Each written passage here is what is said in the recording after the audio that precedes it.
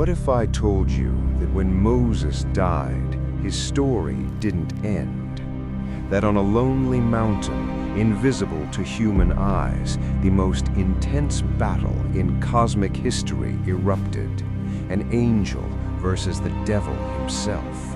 The prize?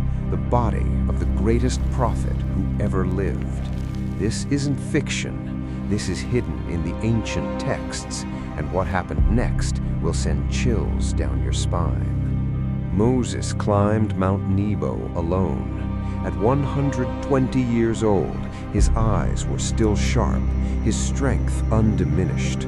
God had called him up to die. But here's what nobody tells you. The moment Moses took his last breath, he wasn't alone anymore. Something had been waiting, something that wanted his body so badly it was willing to challenge heaven itself. But why? Why would the devil risk everything for a corpse? The answer is darker than you think. Let's rewind. Moses wasn't just any man. This was the prophet who split the Red Sea, who brought down 10 plagues on Egypt, who spoke with God face to face like a friend. His staff turned into a serpent, his hand became leprous and healed at will. He shattered empires and freed millions with nothing but faith and divine power. But Moses had a secret, a dark chapter that haunted his legacy. He had killed a man, an Egyptian, buried him in the sand. And Satan keeps receipts. For 40 years in the wilderness, the accuser had been building his case, waiting for this moment. Because according to the law Moses himself delivered, the wages of sin is death. Murder carried a price, and Satan came to collect. The scene is Mount Nebo. Moses' body lies still, his spirit already departed. Then the atmosphere tears open.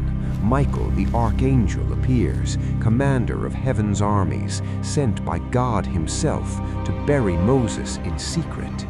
But he's not alone. Rising from the shadows, the devil materializes, the ancient serpent, the morning star fallen, and he's smiling. This body belongs to me, Satan declares. Moses is a murderer. The law demands judgment. You cannot take him. Michael stands firm, but here's what's terrifying. He doesn't argue the charge because Satan is right. Technically, legally, Moses is guilty. So what does Michael do? How do you win a case when the evidence is against you? Michael speaks only 7 words that shake the foundations of the spiritual realm. The Lord rebuke you, Satan. That's it.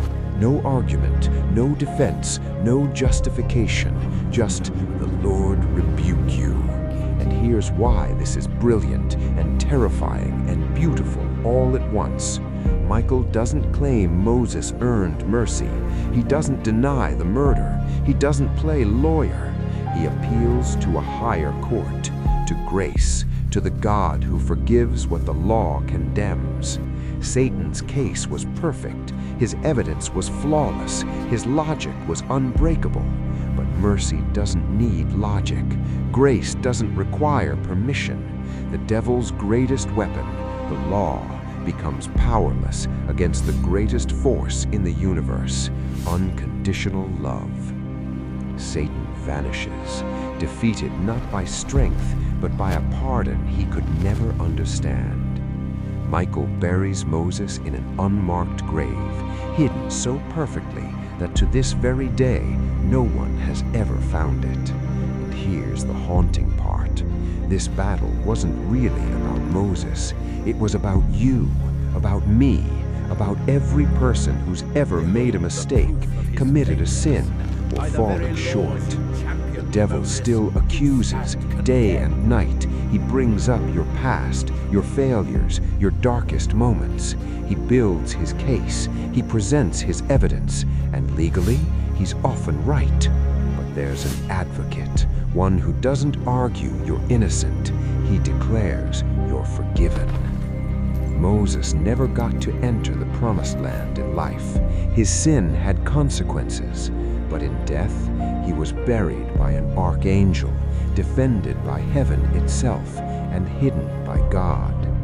800 years later, Moses appears again on another mountain, the Mount of Transfiguration, standing in glory beside Elijah, talking with Jesus about the ultimate exodus, the cross that would break Satan's accusations forever.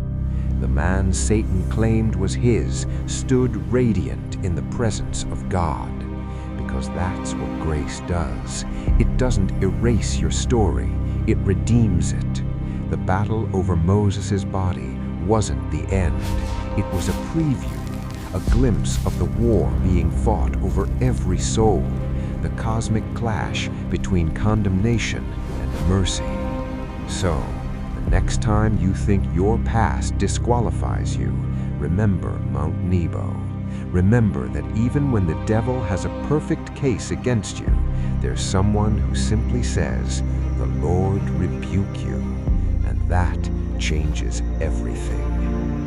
If this story gave you chills, hit that subscribe button, because the ancient texts are filled with hidden battles like this, and we're just getting started.